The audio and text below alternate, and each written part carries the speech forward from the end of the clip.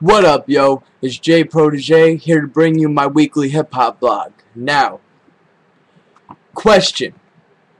Is Watch the Throne a classic? And is it hot? Now, a lot of people are hyping this shit up like, oh, this is the best album in the last 5 years. Yo, this shit is a classic. It's gonna be bumped for the next 20 years.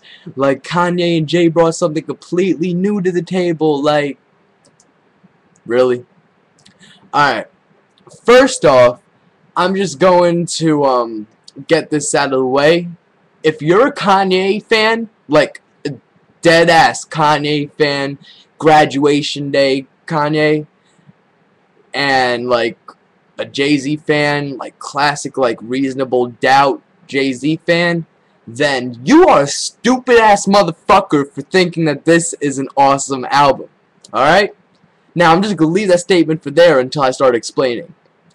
Second off, the album is just trash. It's fucking trash. Now, when I say trash, I don't mean in the sense of Gucci Mane trash, where every album he drops there is not one good song on it. No, that's not what I'm talking about. What I'm talking about is trash to the point where everybody knows this is not what Jay-Z and Kanye could have done. Now, on to why I think, you know, Watch the Throne is trash. First off, you've got Jay-Z, Reasonable Doubt, Blueprint 1 and 3, like a fucking legend in the game, okay? And you got Kanye West, Graduation Day, 808s and Heartbreaks, My Dark Twisted Fantasy, and all that shit. A great songwriter. How the fuck do these two people have a collaborative mind on an album and have it be nothing less than classic? That's my shock. Because first off, anybody who's saying Watch the Throne is as good as these guys could have given us combined is fucking blinded by the media and blinded by just their pure fandom of both of these artists. Like, seriously. Like, Otis. Like, you know for a fact that this was just them being lazy as they could on an Otis Redding sample, okay? Ham. It was them being as lazy as they could and as braggadocious as they could over a Lex Luger beat. Now, none of those are fucking new. Fucking, In Paris. Good song. Not good for Jay-Z and Kanye West. And I can go on and on about every single song like that.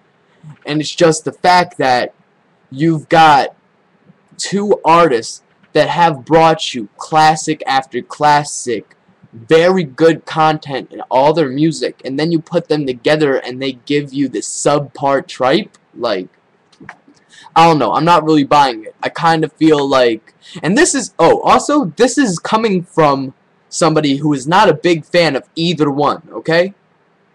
I think that this is a fucking backslap in the face of every fan that there is, okay?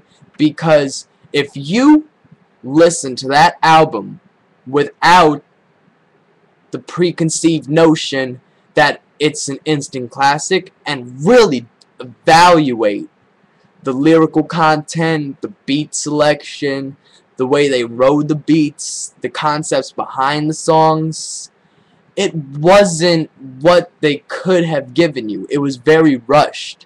It seems like, to me it seems like they ran with the whole notion that because they're Jay-Z and Kanye West, they can not put all their effort into an album and have their fans just herd towards it like a bunch of sheep. They'll buy it no matter what, they'll say it's fire no matter what because they are Jay-Z and Kanye West. And sadly enough, they proved everybody right. Like, seriously, they pushed, from the time they said they were going to make this album to the release point, it was 6 to 8 months. Now, for 6 to 8 months with Jay-Z and Kanye West's mind, this still isn't a good album. But that's what it is. It was very rushed. If Jay-Z and Kanye took a good year and a half, 2 years to make Watch the Throne, it would be on the level of Reasonable Doubt, Graduation Day, etc. But because they let their ego drive them through this whole album, and because they ran on the notion that they're two legends who can say whatever they want because they got herds of fans flocking to the stores to buy their CD, made it just not a good album in my eyes. This is the anti-album that I thought they were going to bring. I didn't think they were going to bring something like this, and it's sad to me because if hip-hop is in a state where its legends don't even care enough about its fans to give them the content that they deserve, then I think it's time for a lot of the older heads to step down, because there's a lot of younger and newer cats in the game that are spilling their heart and fucking soul on a track to give you the best content they can get, whether you have to pay for it or whether they're just giving it to you for free.